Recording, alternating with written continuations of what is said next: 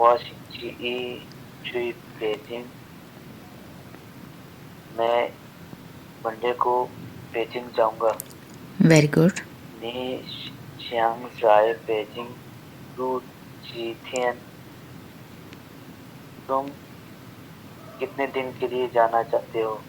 तुम नहीं, बेजिंग चू कितने दिन के ची लिए जाना थियन, चाहते वहाँ कितने दिन स्टे करोगे? हो? वहाँ कितने दिन स्टे करोगे? जू शांतियन 3 दिन वेरी गुड। रहूंगा। 星期五前能回家吗？क्या आप फ्राइडे से पहले वापस आ सकते हो? नहीं, आ सकता हूँ। अब यहाँ पे शिंची ऊ छेन, इसका क्या मतलब है? फ्राइडे से पहले। फ्राइडे से पहले। शिंचू 星期五 फ्राइडे छेन